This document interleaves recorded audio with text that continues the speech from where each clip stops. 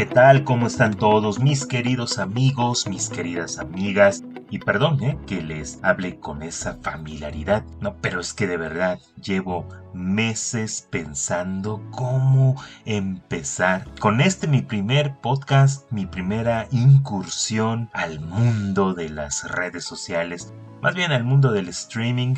Se lo debo todo esto a mis compañeros, colegas que están muy metidos en esto y yo los veía desde fuera y pensaba, bueno, Pablo, ¿por qué no te animas y compartes tantas ganas que tienes de hacerlo con toda la gente que está interesada en la cultura china, en el idioma chino? Y bueno, yo que ya tengo ya algunos años andados en estos menesteres de los negocios con China, que me he dado mis tropezones, picando piedra, tocando puertas, pues quizá algo de lo que he aprendido en todo este recorrido, mucho o poco, le pueda funcionar a alguien más. A lo mejor el momento ya está aquí, ha llegado.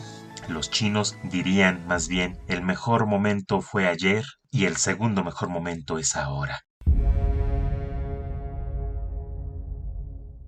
Así que vamos a hacerlo de ese modo, vamos a dar entrada y bueno, me quiero presentar, que es el podcast 000, lo he titulado así, es el podcast de introducción. Ustedes han de preguntarse, bueno, ¿y quién es este sujeto, no? Que me habla. ¿Quién es Pablo Aguirre? ¿Por qué habría de escucharlo, no? Dedicarle minutos de mi tiempo a escuchar lo que tenga que decir. Entonces permítanme por favor presentarme un poco para que sepan, bueno, quién soy yo, cuál es mi experiencia detrás y el por qué me atreví a estar aquí, en este momento, aquí platicándoles un poquito de mi vida, de mis antecedentes y mi experiencia en los negocios con China. Bueno, yo les voy a comentar que mi vida siempre ha estado ligado a China de algún modo.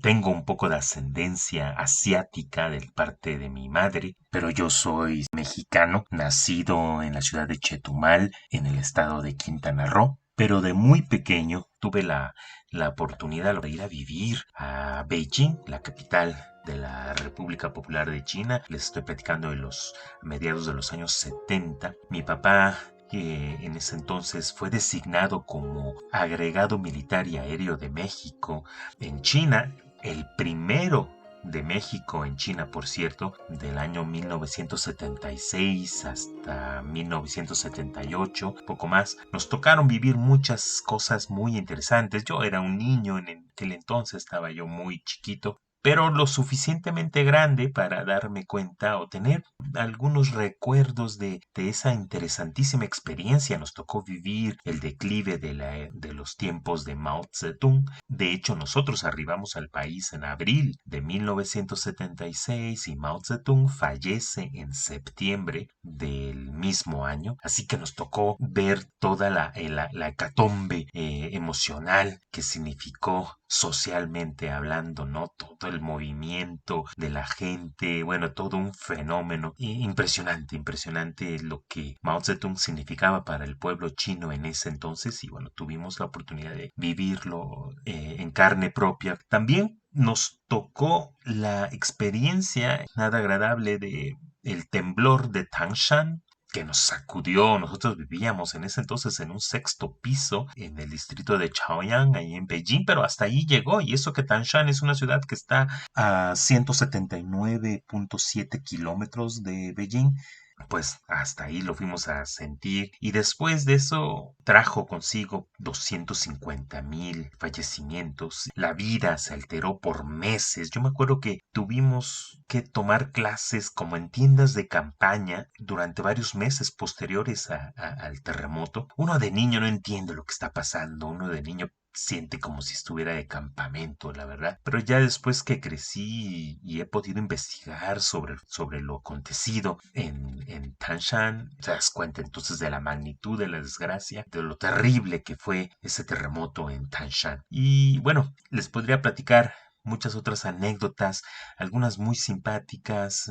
agradables, bonitos recuerdos. Por ejemplo, me tocó cuando los Pumas de la UNAM fueron a jugar a Beijing en ese entonces, en un cuadrangular, ahí con equipos de otros países. Y a mí me tocó ser la mascota del equipo. Yo tenía 8 años de edad y ahí estuve yo con todo el equipo colándome en el estadio de los trabajadores allá en Beijing, escuchando las pláticas motivacionales previas al encuentro de parte de Bora Milutinovic, que era el director técnico de los Pumas en ese entonces. Y entre los jugadores había grandes personalidades, ¿no?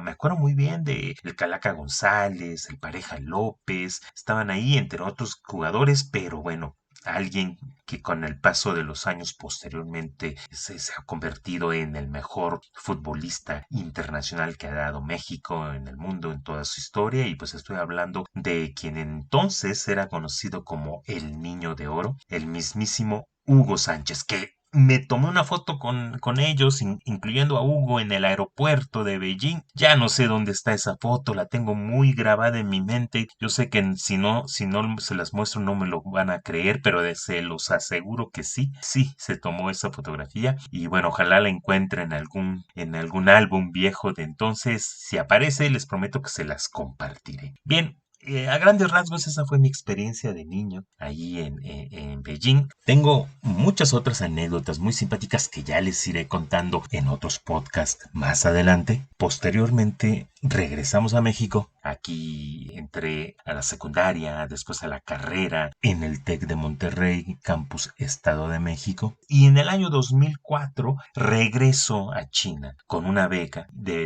estudio del idioma. Yo ya había retomado mis estudios de chino en la Facultad de Estudios Superiores de Acatlán y después obtuve una beca para ir a estudiar a la Universidad de Lenguas y Cultura de Beijing, la famosa BLCU. Y ahí yo iba por un año, pero posteriormente, por méritos y bueno, y porque hay que buscar las oportunidades, pude obtener extensión de mi beca a través ya directamente de la universidad y pude quedarme más tiempo. Incluso estudié una segunda carrera y una especialidad en desarrollo de negocios y protocolo de negocios, lo que en chino se dice Han Jin Mao Fan Xiang. Lo que les estoy platicando es de 2004 a 2009. Posteriormente, cuando ya termino en 2009, la propia universidad me ofrece integrarme al grupo de profesores extranjeros y empiezo a trabajar ahí en la universidad como profesor. 1 o 2 años previos de yo titularme, yo ya había estado dando clases en la propia universidad, así que cuando me titulé, pues fue un paso muy sencillo integrarme al cuerpo de profesores, además de que yo ya traía detrás de mí una experiencia de 9 años como profesor aquí en México, en la Universidad del Valle de México, en el campus de Lomas Verdes, en la Universidad Nuevo Mundo, hoy extinta. Pero bueno, el tema es que ya estando ahí en China, se me dio la oportunidad de integrarme a dar clases en otras universidades también. Estuve en la Universidad del Petróleo, estuve también en la Universidad de la Ciudad de Beijing, la Chengshi Xueyuan, que está muy cerca todo de la misma zona. Los que conocen la zona de universidades en Beijing recordarán muy bien que hay muchísimas universidades, todos ahí en el área de Haidian, donde también se localiza la Universidad de Lenguas y Cultura, la BLCU, Yuyan Daxue en chino, y que es donde yo estuve pues desde el 2004 hasta el 2012, que ya regreso a México y empiezo, ya ahora sí por cuestiones de trabajo, a desarrollar negocios entre empresas de ambos países desde el 2012 hasta la fecha. Posteriormente, ya para acabar rapidísimo este podcast, en el 2018 abro mi empresa ya legalmente registrada en la ciudad de Tianjin, al norte de China, muy cerca de Beijing. Tianjin es un puerto, es el puerto de entrada más cercano a la capital, así que es un puerto sumamente importante donde por ahí entran muchísimos productos provenientes del extranjero para el mercado del norte, pero muy especial para el mercado de Beijing. Y bueno, desde 2018 estamos en eso. Yo tengo esta oficina de representación allá se llama True Selection Trading Company. En chino se llama Mohua Zhicheng Guoji Maoyi Gongsi. Y estamos, como ya les mencioné, ahí en el puerto de Tianjin, donde representamos y movemos los intereses comerciales de varias marcas mexicanas allí en el mercado chino. Del mismo modo, también apoyamos a empresas mexicanas que están en búsqueda de desarrollar proveedores en China, ya sea insumos o productos semiterminados para ensamblar aquí en México o productos ya terminados para poder distribuirlos o comercializarlos aquí también en México. En fin, a grandes rasgos, eso es lo que hay detrás de su servidor. Espero que pues con esta pequeña introducción se extendió más de lo que yo hubiera deseado, pero espero que hayan llegado hasta aquí, que les haya parecido interesante. Si ha sido así, se los agradezco muchísimo, de verdad. Quisiera compartir con ustedes pues mucho de lo que he aprendido a lo largo de todos estos años de experiencia estando allá, representando estas marcas, participando en eventos, registrando marcas, contactando proveedores, desarrollando esas relaciones que te van a ayudar a poder entrar al mercado, lo que en China se llama los guanxis, que son las relaciones que son fundamentales. Si no desarrollas esas relaciones o esos guanxis en China, muy difícilmente vas a poder tener éxito en tu encomienda. Los guanxis son importantes en China para todo, no solamente para los negocios, lo mismo también para las relaciones humanas, las relaciones sociales, las relaciones de amistad, vaya, hasta para conseguir novia es importantísimo desarrollar buenos guanxis. Eso es parte de la experiencia que yo tengo y que estoy ansioso, muy ansioso de poder compartir con todos ustedes. Ojalá sea de muchísimo interés. Bueno, hasta aquí llego. Los espero en mis siguientes podcasts, donde les estaré platicando mucho más de todo este interesantísimo tema. Por lo pronto, les digo xie xie, que quiere decir gracias, y 再见. Adiós. Soy Pablo Aguirre.